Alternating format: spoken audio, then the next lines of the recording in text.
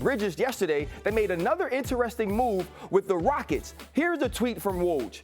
Brooklyn has a deal with Houston to return the Nets' 2026 first-round pick for a 2027 Suns first-round pick.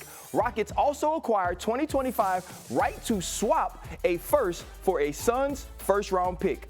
Wendy, right now, read the tea leaves. What does this trade mean? Okay, if we hadn't have just seen the first trade between the Knicks and Nets in 40 years, this would have been one of the most fascinating trades of the year. Because think about this. The Nets have just announced to the world that they are in an extreme tank. Now, by the way, they're not done trading. They're going to trade away more talent, okay? The Houston Rockets own the full draft rights for the Nets for the next 2 years, which, by the way, are both expected to be excellent drafts, particularly next year. You now have that if you're Houston. What you should be doing is ordering champagne and saying, we knew that Harden trade wasn't going to work. We got him, just like the Celtics got him back when they did that big deal. But they didn't. They didn't, Ryan. Yeah. Instead, they make a deal to give those next 2 picks back to the Nets to get Phoenix Suns picks. They didn't do this in January. They didn't do it next year at the lottery when they saw where the draft was. They did it now for Phoenix Suns stuff now. And that is what Woj and other people have talked about. It is because they are interested in tempting the Suns to try to trade them Kevin Durant now. They don't want to do this later. They want to put this on the table to see if the Suns will be tempted by it. Now, Matt Ishbia, the owner of the Suns, has been out there on the record saying, we are bringing this back. We want to see these 3 stars healthy. Durant, to my knowledge, has not asked for a trade to Houston or anywhere else. Booker is fully invested in the Suns. But this move is bait. It is bait to the Suns to reconsider. And one thing I want to point out, watch what the Rockets do tonight with the number 3 pick. This is one of the most important moments of the draft, and in many cases is where the draft kind of starts. If the Rockets take Donovan Clingan out of UConn, another center, which is an option for them, and now have a bunch of centers on their roster, that would potentially enable them to make Alperen Şengün, their very talented young Turkish center, available in that type of trade to dangle in front of the Suns.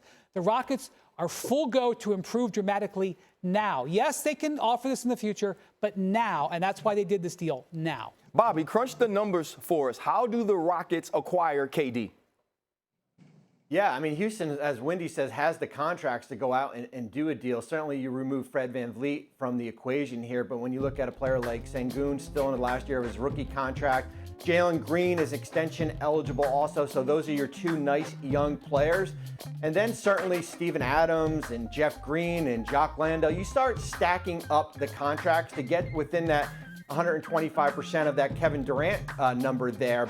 Challenge comes as far as building the roster if a deal comes, as far as what's left of that roster in Houston. But they've got the draft equity. They've got the young players to go out and to do a deal if Durant ever did become available. CJ, the Suns just got Bradley Beal to add to Booker, to add to KD. Should they already be bailing on their big 3? I don't necessarily think you should bail on it, but I think you should explore all options, understanding where they're at as a franchise.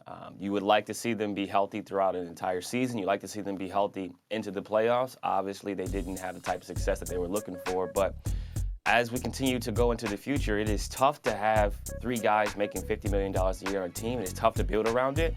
But if you are going to do it, this is the trio that can get it done. But I think you do consider all options. You look at KD, where he's at in his career, how successful he's been throughout, how sharp he still is, and what you could probably get for a guy like him. You look at Book, he's still the pillar. He's still the young face of the organization. You look at Bradley Beal.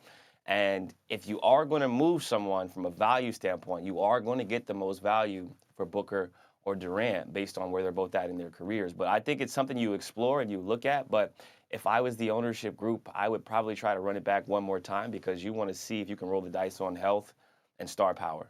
Okay, Monica, are you going to convince me that trading Durant right now is a good idea? I'm going to try my best because, Ryan, when you look at it, you have a contract situation with 3 guys that make gobs of money, right? You're going to run into issues there. We already looked at this roster this year and said it wasn't built particularly well in terms of the supporting cast around them. One of those 3 guys has struggled with injuries the last probably 3 seasons of his career, and these guys as a collective played less than 40 games together, right? biggest piece that you have to move, to CJ's point, is either Book or KD. And Book's not going anywhere. So you have to explore this. Listen, we keep doing this thing where we put these guys together and they're sort of in their late prime and we see all this firepower as if the landscape of the league is not shifting with young guys. Even if they run it back, your window is maybe one more year?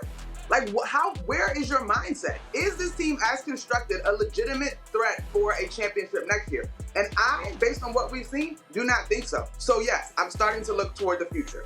Wendy, if Houston can keep the right pieces, how good does adding KD make this team? Good question. In the Western Conference, where they have such competition, it's hard to really say. They certainly wouldn't be a top 3 contender. But here's the thing. After March 1st last year, they went 16-7 down the stretch of the season. They had a really good stretch of defense, and a lot of that happened without Alperen Sengun. He only played 5 games due to injury out of that last 23. I think the Rockets liked what they saw, and they think that if they can add rocket fuel, so to speak, from Durant, that they can get up there into that top 6.